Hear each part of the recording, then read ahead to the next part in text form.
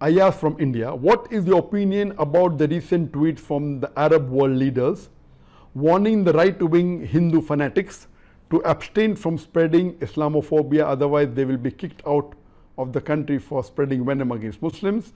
They even warned India to treat the Muslim minorities well, India, just like they treat Hindus in Arab countries. We even saw Prime Minister Narendra Modi tweeting soft messages towards Muslims after that furore from the Arab world. What is my view? A similar question has been asked, I'm clubbing it together, by Syed Hashmi from Doha, Qatar. In the present scenario, in context of Indian Muslims, a planned campaign is being implemented in ridiculing religious profiling and demeaning of Indian Muslims in India. How should Muslims tackle this, and what should be a strategy? Please appreciate what should be a strategy. Appreciate your guidance. As far as what should we do in this situation, when, especially in India, it's happening all over the world. There's Islamophobia, you find in the Western countries, you find everywhere. But I do agree that in India it has reached epidemic levels, especially after the new government came to power, that is the BJP, led by our new Prime Minister Narendra Modi, which is in power for approximately 6 years. And when second time when he got re-elected, it has reached epidemic levels. What should we do? As Allah says in the Quran, in Surah Fussilat, chapter number 41, verse number 34, repel evil with good. You may never know, the person who is your enemy will become your friend. So if they are abusing you, if they are calling you with names, illogically blaming you, repel evil with good. You be kind to them. You be good to them. As far as we in India, we should soften their hearts. And as Allah says, you may never know that the enemy will become your friend. And that's what I did when I was in India. That's the reason the majority of the non-Muslims who came for my talk, the majority of the non-Muslims who knew me, they were my fans. There were some non-Muslims who even came and touched my feet, which is not allowed in Islam. What are you doing? They said, no, you are Bhagavan ka avatar. They loved me, they respected me, said, say what you want to. Some of them come and say, I've been seeing your videos for years. Tell me what I should do. I said, accept Islam. And they accepted immediately, alhamdulillah. They loved me, they respected me. There were very few who were against me. But since this new government came, they created a campaign against me, and they have given a feeling as though majority of the non-Muslims are against me. Even in Malaysia here, majority where I'm staying, majority of the non-Muslims, they love me. When I go to the shop, they give me free non-Muslims. They don't charge me. There are yet few who are politically inclined, like in India, who for the political vote bank, they criticize me.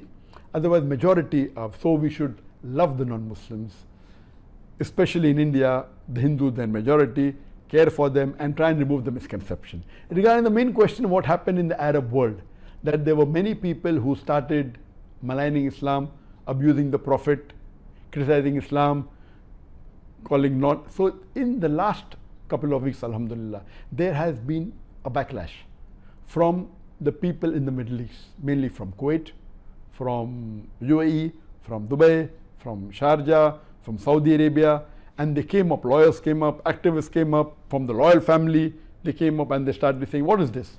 And we know that there are more than 10 million Indians living in the Middle East alone.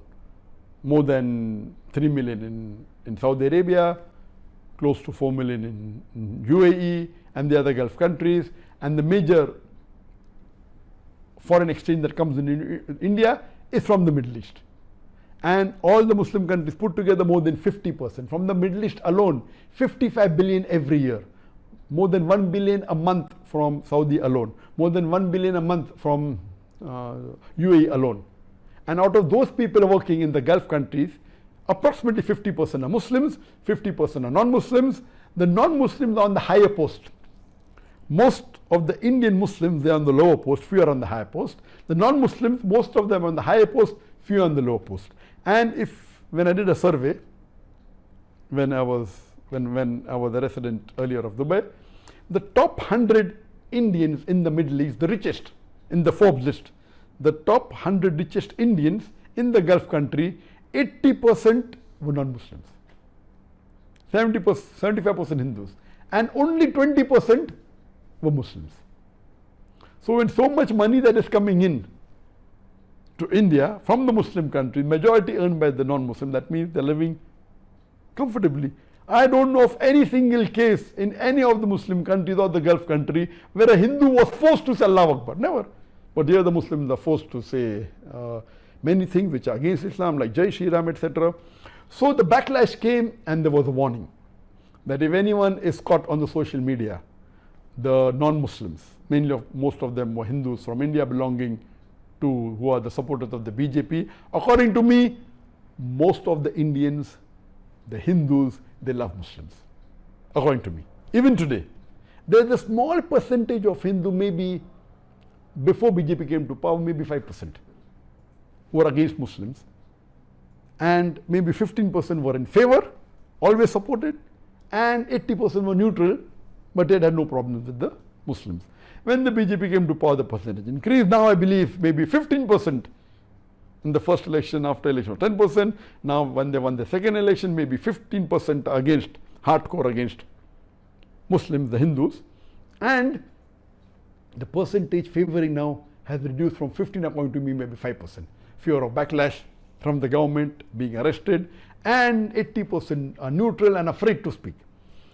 We should convey the message, remove the misconception. This backlash that came from the Gulf country, it should have come long before, but better late than never, and I agree with it, that they gave them warning, and many of them were arrested, they were put in jails, many were sent back. How can you criticize the beloved Prophet, speak against the Quran, the country where you're staying, which is giving you bread and butter? They are not forcing you to say anything to do about Islam, you are living comfortably, you are not paying any income tax, you are sending most of your earnings back home.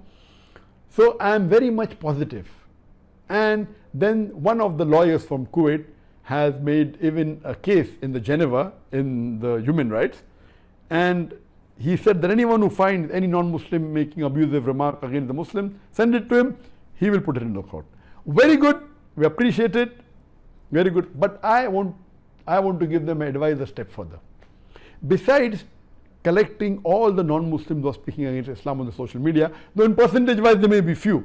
Let me tell you, even the non-Muslims who are against Muslims in the Muslim countries, Gulf countries, would not be more than 10%, according to me. And speaking in the media would be just 2 or 3%. So this lawyer said, let's accumulate data bank of all the non-Muslims who are speaking against Islam and see to it the brought to task. I would like to tell them that go a step further. I would request that you even keep a data bank of non-Muslims in India speaking against Islam, and those which are speaking are mainly the hardcore activists of the BJP government, and most of them, they are rich. And let me tell you that most of the politicians of India, they have their money stored in UAE, in the Gulf country, most of them. And most of them, majority those of the non-Muslims who travel abroad, more than 50% they visit the Gulf country or the Muslim countries. I would suggest to that Kuwait lawyer that even collect the data of all the negative remarks and abusive of all the non-Muslims in India and keep a data bank and store it into the computer. Next time if they come to the Gulf country, whether it be Kuwait, whether it be to Saudi Arabia, whether it be to Dubai, whether it be to Indonesia, in the data bank it should be mentioned, okay, now they have abused the Prophet, which is not permitted by law, and they have abused Islam, bid them to task, have a case against them, arrest them and put them behind bar. And when you do this to 5 or 10 people, believe me, majority of them will stop, because they travel to Muslim countries. If not majority, at least 25% will stop. Make it public that we have a data bank, don't reveal the names. The moment they come, arrest them, take them to the court of law, give them punishment. Believe me, most of these people who are BJP bhakt, who are spreading venom against Islam, against the Muslim, they will get scared. And my last suggestion is, let the Muslim countries make a block. The major Muslim countries, whether it be Saudi Arabia or UAE Indonesia, Malaysia, can be Nigeria, Qatar. Most of the oil that comes to India comes from Muslim country, from Saudi Arabia, from Nigeria, from UAE. Natural gas comes from Qatar, palm oil comes from Indonesia and Malaysia. Let's make a block and we work collectively so that if they say anything against Islam, against the Muslim, we can be a better force. So if the Muslims unite, inshallah, and put a pressure on Muslims and the other countries which are maligning Islam, inshallah this will have a positive impact and they will stop doing this activity. تقدیر کے کچھ حصے fix کیے ہوئے ہیں اور کچھ حصوں کو انسان کے لیے آزادی دے رکھی ہے. جو حصے تو مقرر کر رکھے ہیں ان حصوں کے اوپر انسان کا حساب نہیں ہونا، احتساب نہیں ہے، نہ ہی ان حصوں پر کوئی انعام ہے. مثلا پیدا ہونا انسان کے اختیار میں نہیں ہے، اولاد کا پیدا ہونا بھی انسان کے اختیار میں نہیں ہے.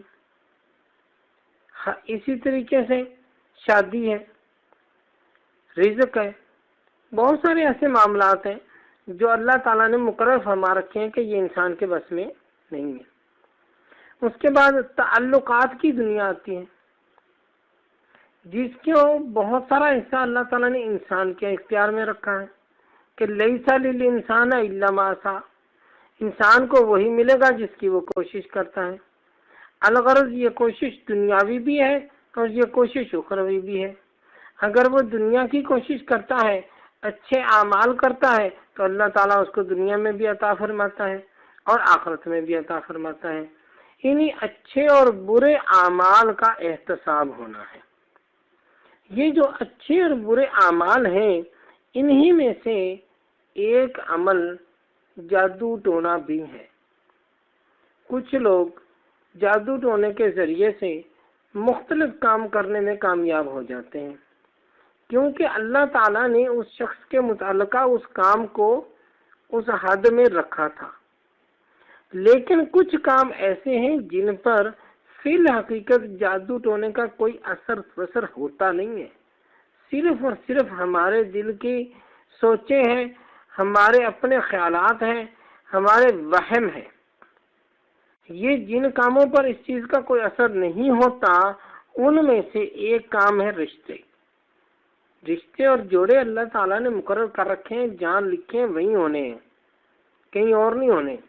ہاں یہ ہو سکتا ہے کہ یہ لکھا ہو کہ فلاں پیر کے فلاں عمل کے قسمت کے پیسے جو ہیں فلاں بندے کے جیب میں ہیں اور یہ جائے گا اور اس کو پیسے دے گا اور اس سے کچھ تعویذات لے گا اور اس کے بعد سے اللہ تعالیٰ ایسے کر دے گا. یہ ہو سکتا ہے کہ اس کا رزق بھی اللہ تعالیٰ نے اس بندے کی معرفت لکھ رکھا ہو. لیکن وہ بندہ نہ تو رشتہ کروا سکتا ہے نہ تڑوا سکتا ہے، نہ تو وہ اولاد دے سکتا ہے نہ اولاد روک سکتا ہے، نہ وہ رزق کھول سکتا ہے نہ وہ رزق بند کر سکتا ہے، نہ وہ نوکری توڑ سکتا ہے نہ وہ نوکری دے سکتا ہے. یہ سب رزق، اولاد، رشتے، یہ سب معاملات اللہ تعالیٰ نے مقرر فرما رکھے ہیں. ان میں تبدیلی نہیں آتی. جو اللہ تعالیٰ نے فکس کر رکھا ہے، لا کلمات لا تبدیل لکلمات اللہ، اللہ تعالیٰ کے کلمات میں تبدیلی نہیں ہے. اللہ تعالیٰ نے جو حکم فرما رکھا ہے ان سب معاملات میں وہ ویسا ہی ہے.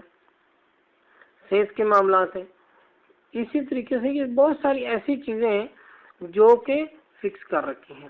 اب ہوتا کیا ہے، اللہ تعالیٰ نے جادو کے توڑ کے اوپر جو صورتیں نازل فرمائیں ان صورتوں کو ایک بار دیکھ لیتے ہیں اور یہ بھی یاد کر لیتے ہیں کہ یہ صورتیں کیوں نازل ہوئیں. صورتیں نازل ہوئیں جب حضور صلی اللہ تعالیٰ علیہ وسلم پر جادو ہوا اصلی میں، اور اس جادو کے توڑ کے لیے یہ صورتیں نازل ہوئیں. چنانچہ یہ ذہن نشین کر لیں کہ حضور صلی اللہ علیہ وسلم جیسی ہستی پر اگر کوئی جادو ہوا تو وہ دنیا کا سب سے اونچا ترین جادو ہوگا. کنفرم ہے نا؟ حضور صلی اللہ علیہ وسلم پر جو جادو ہوا دنیا کا سب سے اونچا ترین جادو ہو سکتا ہے، اس سے بڑا جادو ممکن نہیں ہے. اور جو اتنے بڑے جادو کا توڑ ہے وہ سورت فلق اور سورت ناس ہے. یہ پڑھ کے اپنے اوپر دم کرے، پانی پہ دم کر کے پی لے، لکھ لے، ٹھیک ہے، اس سے مکمل حل ہو جائے گا. اور اگر اس سے حل نہیں ہو رہا تو پھر سمجھ لے کہ اس کے اوپر جادو نہیں ہے. جس چیز کا توڑ سورت فلق اور ناس سے نہیں ہو رہا، سمجھ لیں کہ وہ جادو پھر ہے ہی نہیں ہے. پھر کیا چیز ہے؟ سورت فلق اور ناس کی 2 آیتیں میں پیش کرتا ہوں. ایک سورت فلق میں اللہ تعالیٰ ارشاد فرما رہا ہے، دعا انسان کو تلقین فرما رہا ہے. آخری آیت ہے، من شر النفاثات فی العقد، گرہوں میں پھونک مارنے والے. اور سورت والناس کے آخر میں من شر الوسواس الخناس، من شر الوسواس الخناس من الجنۃ والناس، خناس کے شر سے، یہ وسوسوں کے شر سے. سمجھ لیجئے کہ حقیقت میں یہ جو رزق کے اوپر بندش چل رہی ہے، یہ کچھ بندش ہوتی نہیں ہے، صرف وسوسے ہیں شیاطین کے. چاہے وہ شیاطین جنوں میں سے ہیں، چاہے وہ شیاطین انسانوں میں سے ہیں. وہ انسانوں کے، لوگوں کے دلوں میں وسوسے ڈال دیتے ہیں کہ ایسا تمہارا رزق کسی نے بند کر دیا ہے، تمہارا فلانا کام کسی نے بند کر دیا ہے، رشتوں کی بندش کر دی ہے، فلاں کام کی بندش کر دی ہے. یہ بندشوں کا ایسا وسوسہ دماغ کے اندر گھس جاتا ہے جس کا کوئی حل ہی نہیں نکلتا. اگر حقیقت میں کوئی جادو ہو تو سورت فلق ناس پڑھنے سے ختم ہو جانا چاہیے. جب فلق ناس پڑھنے سے، سورت فلق اور سورت ناس پڑھنے سے نہیں ختم ہو رہا تو پھر جادو نہیں ہے، وسوسہ ہے، وہم ہے. حقیقت میں پھر وہ جادو نہیں ہے.